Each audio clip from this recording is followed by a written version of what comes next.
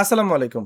৩৪৩টা পদে বাংলাদেশ বিমান বাহিনীর বেসামরিক পদের একটি বিশাল নিয়োগ বিজ্ঞপ্তি প্রকাশিত হয়েছে। যেখানে আপনারা বাংলাদেশের সকল জেলা থেকে ছেলে-মেয়ে যাদের বয়স ১৮ থেকে ৩২ বছরের মধ্যে তারা কিন্তু এখানে আবেদন করতে পারবেন। সো আবেদন শুরু কবে, শেষ কবে? কিভাবে আবেদনটি করতে হবে? আবেদন করতে আপনার কত টাকা খরচ হবে? বিশেষ করে এখানে যে আপনি আবেদন করবেন, যেহেতু এটা বিমান বাহিনী, সো এখানে আপনার উচ্চতা ওজনের প্রয়োজন আছে কিনা এই বিষয় সহ A to Z ভিডিওতে আলোচনা করব। শুরুতেই বলে দেবো, যেহেতু এটা একটা বেসামরিক সার্কুলার, সো এখানে কিন্তু বিমান বাহিনীর নর্মালি যারা সামরিকে হয় সেটা হচ্ছে উচ্চতা ওজনের প্রয়োজন হয়, এটাতে কিন্তু আপনার উচ্চতা ওজনের প্রয়োজন নাই। আপনি যদি শর্ট হয়ে থাকেন কিংবা আপনার ওজন যদি কম হয়ে থাকে, আপনি কিন্তু তবুও এখানে আবেদন করতে পারবেন। আর এটা কিন্তু সম্পূর্ণ একটা সরকারি চাকরি। অনেকে আবার বেসামরিক বা অসামরিক দেখলে বোঝেন যে হয়তো বা এটা আপনার বেসরকারি চাকরি। ঠিক আছে, অবশ্যই এটা সরকারি চাকরি। বিমান বাহিনীর যারা জব করে তাদের অনেকের নির্ধারিত ড্রেস আছে, সেগুলো আলাদা পোস্ট, সেগুলো হচ্ছে সামরিক পোস্ট।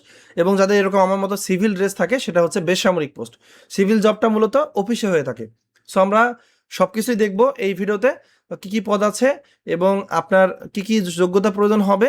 আশা করি আপনারা ধৈর্য সহকারে সম্পূর্ণ ভিডিওটা দেখবেন। আর ভিডিওর মাঝে বলে দেবো যে আপনি এই সার্কুলারটা খুব সহজে কিভাবে ফেসবুকের মাধ্যমে নিতে পারবেন। সো মূল ভিডিও আলোচনা করার পূর্বে ছোট একটা রিকোয়েস্ট থাকবে। আমাদের কিন্তু নতুন একটা পেজ আমরা তৈরি করেছি। আমাদের পেজের নাম হচ্ছে, আপনারা দেখতে পাচ্ছেন, বিডি গভ জবস। এই পেজটা দেখতে পাচ্ছেন, আমরা নতুন যে সরকারি চাকরির নিয়োগ বিজ্ঞপ্তি নিয়ে ভিডিও, সেগুলো কিন্তু আমরা এখানে দিয়ে থাকি। এই পেজটা যারা এখনো ফলো দিয়ে রাখেন নাই, অবশ্যই এই পেজটা ফলো দিয়ে রাখবেন।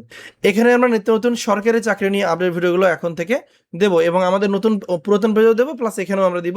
সো আমাদের এই পেজটা অবশ্যই ফলো দিয়ে রাখবেন। আমরা মূল টপিকে আসি। দেখতেই পাচ্ছেন আমরা মূল নিয়োগ বিজ্ঞপ্তিতে চলে আসছি। এখানে পদ সংখ্যা হচ্ছে ৩৪৩টি।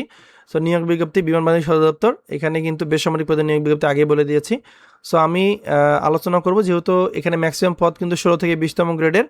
সো অনেকগুলো পদ দেওয়া আছে, একটু ধৈর্য সহকারে দেখবেন। এখানে প্রথমে যে পদটা নিয়ে আলোচনা করব, আয়া নেওয়া হবে একজন। ঠিক আছে, এসএসসি পাশে আবেদন করা যাবে। পরিচ্ছন্নতা কর্মী নেওয়া হবে 42 জন। জুনিয়র স্কুল সার্টিফিকেট মানে জেএসসি পাশ হলে আবেদন করা যাবে। এরপর ওয়াচম্যান নেওয়া হবে 11 জন। এখানে এসএসসি পরীক্ষায় উত্তীর্ণ হলে আবেদন করা যাবে। সহকারী বাবুর্চি নেওয়া হবে 4 জন। এখানেও জুনিয়র স্কুল সার্টিফিকেট বা জেএসসি পাশ হলে আবেদন করা যাবে, তবে রান্নার কাজের 1 বছর অভিজ্ঞতার প্রয়োজন হবে। এরপর হবে মালি নেওয়া হবে 8 জন। এখানে জেএসসি পাশ হলে আবেদন করা যাবে, 1 বছর অভিজ্ঞতার প্রয়োজন হবে। এরপর নেওয়া হবে ওয়াশার আপ। এখানে 9 জন লোক নিয়োগ করা হবে। এসএসসি পরীক্ষায় উত্তীর্ণ হলে আবেদন করা যাবে। এরপর মেস ওয়েটার নেওয়া হবে 18 জন। এখানে এসএসসি পরীক্ষায় উত্তীর্ণ হলে আবেদন করা যাবে। এবং এখানে কিন্তু বলা আছে কোনো স্বীকৃত প্রতিষ্ঠান হতে সংশ্লিষ্ট কাজের প্রশিক্ষণপ্রাপ্ত প্রার্থীদেরকে অগ্রাধিকার দেওয়া হবে। নর্মাল প্রার্থীরাও আবেদন করতে পারবে, যারা প্রশিক্ষণ নিয়েছে তারাও আবেদন করতে পারবে। ঠিক আছে, এবার বাবুর্চি নেওয়া হবে 36 জন। জেএসসি পাস সহ আপনার 1 বছরের অভিজ্ঞতার প্রয়োজন হবে। এরপর লস্কর ওয়ার্ড বয় নেওয়া হবে একজন।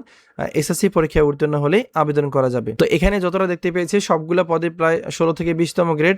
সো এই পদগুলোর জন্য যদি আপনাদের সাজেশন প্রয়োজন হয়, তাহলে আমাদের এই অফিস সহায়ক, যেহেতু এই পদগুলো কিন্তু অফিস সহায়কের ক্যাটাগরির মধ্যে পড়ে, আপনারা চাইলে ওই অফিস সহায়কের সাজেশনটা নিয়ে পড়তে পারেন। এখানে কিন্তু বাংলা, ইংরেজি, গণিত, সাধারণ জ্ঞান এবং বিগত বছরের অনেকগুলো দপ্তরের অফিস সহায়কের প্রশ্ন উত্তর সহ কিন্তু দেওয়া আছে। ঠিক আছে, যারা নিতে চান অবশ্যই আপনাদের জন্য সহায়ক হবে পরীক্ষার জন্য।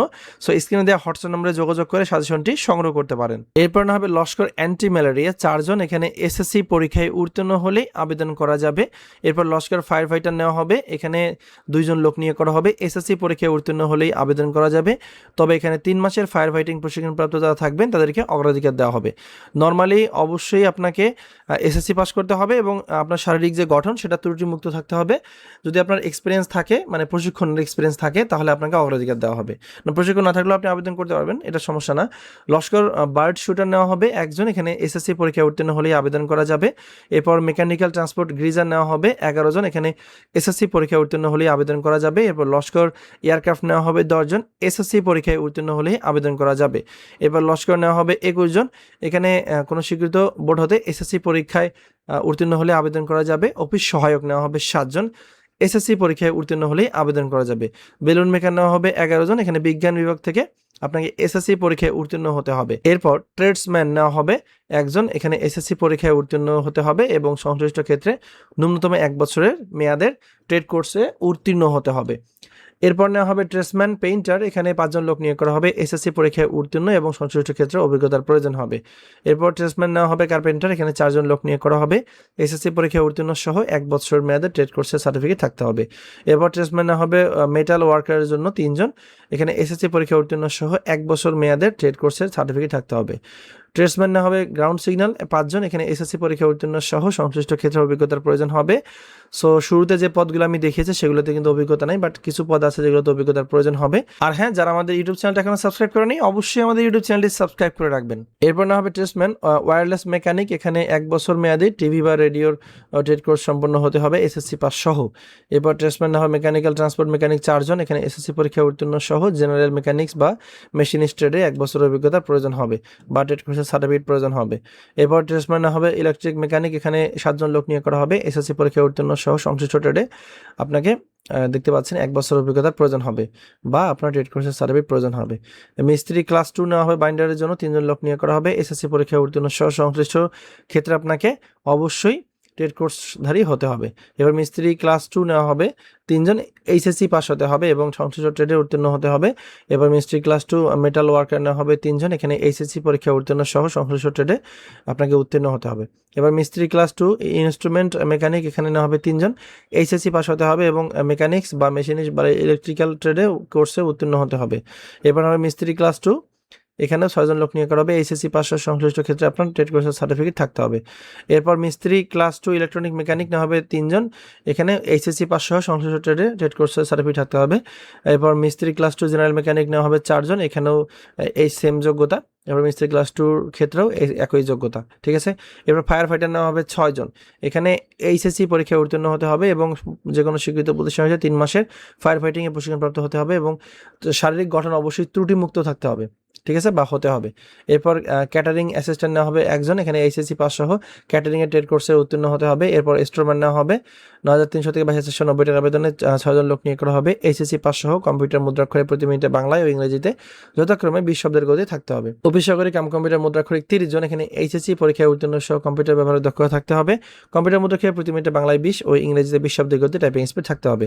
এরপর মিস্ত্রি ক্লাস 1 নেওয়া হবে 8 জন, এখানে এইচএসসি পরীক্ষায় উত্তীর্ণ হতে হবে।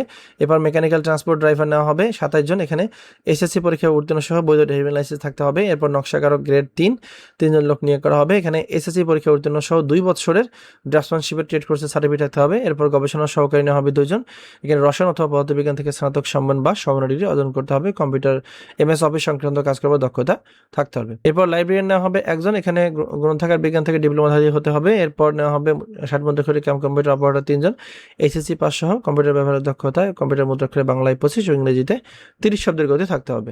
এরপর নেওয়া হবে কম্পিউটার অপারেটর 5 জন, এখানে বিজ্ঞান বিভাগ থেকে স্নাতক সম্মান বা সমমান ডিগ্রি অর্জন করতে হবে এবং বাংলায় 25 ও ইংরেজিতে 30 শব্দের গতি টাইপিং স্পিড থাকতে হবে। এরপর হবে ধর্মীয় শিক্ষক 1 জন, এখানে মাদ্রাসা হতে ফাজিল পাস হতে হবে এবং ধর্মোপদেশ প্রদান ও ধর্মের প্রতি উদ্বুদ্ধকরণের সমর্থ হতে হবে, ঠিক আছে। এই টোটাল 343টা পদ দেওয়া আছে এখানে।